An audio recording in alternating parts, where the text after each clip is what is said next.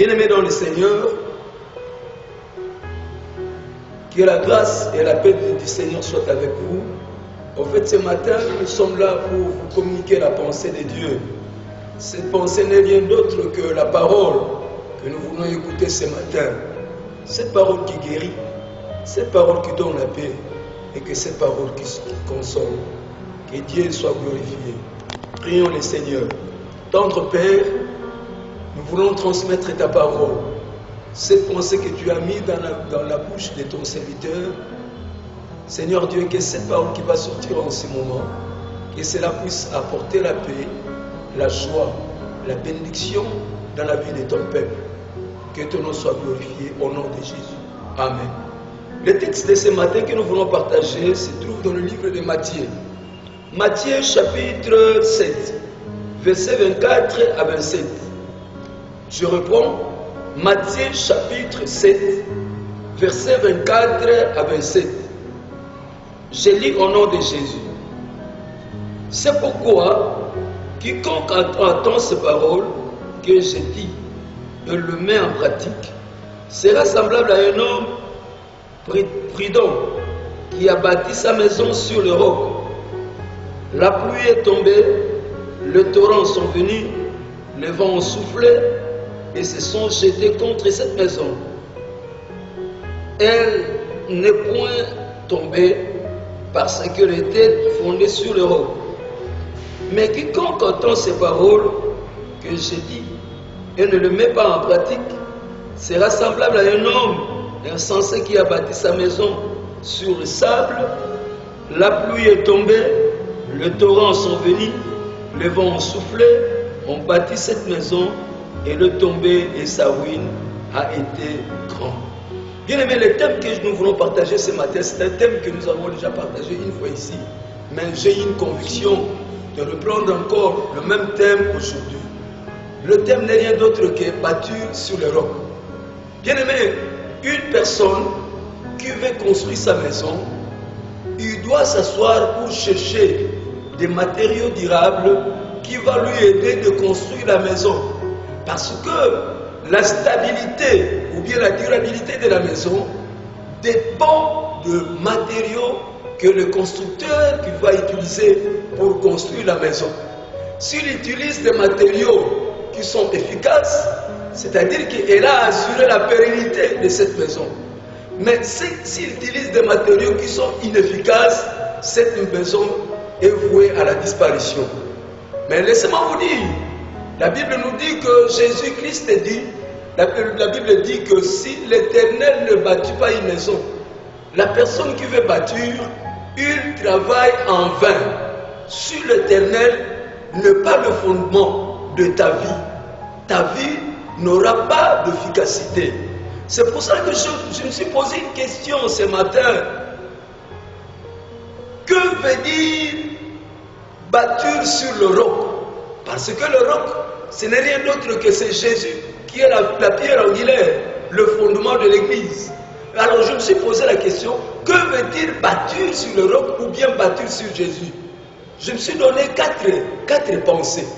La première pensée, c'est quand nous disons bâtir sur Jésus, c'est-à-dire avoir Jésus-Christ comme le fondement des bases, là où nous pouvons poser tous nos deux pieds. Une personne qui a pour fondement, comme fondement Jésus, sa vie est basée, elle est fondée sur la personne du Christ. La deuxième chose, bâtir sur le roc ou bien bâtir sur Jésus veut dire entretenir une communion parfaite dans le sens de la crainte de Dieu, de l'obéissance, de la fidélité, la communion parfaite avec l'Éternel. Et la troisième chose, je me suis dit aussi, bâtir avec Dieu veut dire avoir une relation parfaite dans le sens de collaboration et de l'entente avec Dieu. Et la troisième chose, c'est marcher selon la volonté de Dieu. C'est-à-dire savoir écouter pour recevoir des instructions, des directives et des orientations qui viennent de la part de l'Éternel. Le texte que nous avons lu, on nous a brandi des images. Le premier image, la Bible nous dit, c'est un homme intelligent, un homme prudent, un homme sage. Cet homme, qu'est-ce qu'il a fait?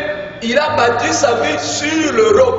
La conséquence, quand le vent était venu, le temps avait soufflé, cette maison ne pouvait pas s'écrouler parce que la maison, elle a été bâtie sur un fondement solide qui n'est rien d'autre que Christ qui est notre pied, la pierre angulaire. C'est pour vous dire, bien-aimés, tout simplement ce matin, que veut dire la maison? Que veut dire le roc? Que veut dire le torrent? La maison n'est rien d'autre que ta vie et ma vie. Notre vie est comparée à une maison dans ce texte. Mais le roc, c'est lui-même Jésus, le rocher des âges. Le vent, la tempête qui peuvent souffler, ce sont des problèmes qui peuvent surgir dans la vie de tout chrétien, de tout enfant de Dieu. Le vent peut venir, la tempête peut souffler dans la vie d'un enfant de Dieu. Le problème, ça peut venir. Le manque d'argent, la maladie, les difficultés, les divers problèmes qui peuvent se manifester dans votre vie. Si votre vie n'est pas battue sur Jésus-Christ, tu seras ballotté, tu seras renversé. Parce qu'en fait, la vie d'une personne, la vie d'un chrétien, est le mesurée aussi par rapport aux événements, par rapport aux circonstances, par rapport aux difficultés de la vie qui peuvent venir dans la vie de cet homme. Dieu peut aussi te soumettre aux épreuves pour voir si réellement que Jésus-Christ est la pierre angulaire, il est le fondement de ta vie. Or, une personne que sa vie est battue sur Jésus, même si le vent vient, la tempête souffle, comme sa vie a comme fondement Jésus-Christ, il ne sera jamais ballotté, il ne sera jamais renversé, il ne n'abandonnera pas de sa foi. Raison pour laquelle Simon-Pierre dit, Jésus-Christ dit à Simon-Pierre que toi tu es Pierre. Mais sur cette pierre que je bâtirai mon église. Cela veut dire quoi? La petite pierre, le Pétras en grec, Pétras, la petite pierre, Pétros qui veut dire la grosse pierre, qui est lui-même Jésus. Jésus a dit, sur moi que l'église, que ta vie doit être bâtie. Ensuite il a dit, le porte de ces jours de mort ne prévaudront point contre elle. Qu'est-ce que cela signifie? Quand le vent viendra, quand la souffrance viendra, la tempête viendra, le flot viendra, la maladie viendra, la difficulté viendra, le problème viendra, le manque d'argent viendront, de la souffrance viendront, tu ne seras pas renversé, tu ne seras pas ballotté parce que ta vie, elle est battue sur la personne de Jésus. Même si le diable peut se lever, pour t'attaquer, pour te combattre, pour te troubler, pour te déranger. Mais aussi longtemps que ta vie, elle est battue sur Jésus-Christ, tu ne seras pas renversé. Il a dit que même les portes de ces jours de mort ne prévaudront point contre elle. C'est-à-dire que même le diable n'aura pas le temps de te secouer, de te balayer, de te renverser, parce que tu es soutenu par une personne qui s'appelle Jésus-Christ. Bien-aimé, Jésus-Christ est notre soutien, Jésus-Christ est notre appui, Jésus-Christ est notre refuge, il est notre bouclier. La Bible nous dit, celui qui se confie à l'Éternel, il renouvelle sa force. Quand nous nous abandonnons à l'Éternel, malgré le vent, malgré la tempête, malgré le problème qui peuvent surgir dans la vie de tout et chacun, mais nous ne serons pas renversés, nous ne serons pas ballottés, parce que nous sommes soutenus par une personne qui est inébranlable. Et cet homme, elle s'appelle Jésus. Bien-aimé, confie-toi à l'Éternel. Il faut avoir Jésus-Christ comme le fondement de base, là où ta vie est assise, là où ta vie elle est posée. La deuxième personne, la Bible nous dit, c'est un homme insensé, Motozoba, un insensé, un idiot, un imbécile. Qu'est-ce que la Bible nous dit? Cet homme, elle a battu sa vie sur le sable. Le sable. C'est-à-dire une vie qui n'a pas de base, qui n'a pas de fondement. La conséquence était dans l'avenir. Quand le vent était venu, la tempête avait soufflé. Quand comme dans sa vie n'était pas bâtie sur le roc, mais la vie de cet homme était bâtie sur le sable, qu'est-ce que sa vie était devenue? Sa vie était renversée. Ce qui vit na yo, et ça lui fondé par Christ, ce qui est sur sa moboko na yote, ce qui est sur symbiote, au komona mo pepe tango koya, mbonge tango koya, mikakatane tango koya, bitumbe tango koya, komeka tango koya, oko simba mate, oko salamuto zo kene na mo pepe, po simba mi epa na Yesu te, mais bon mo ina ye fandi likolo ya selo, ko fandi likolo ya selo, et l'accident de vie na yo, et ça lui fondé la Christ te. Je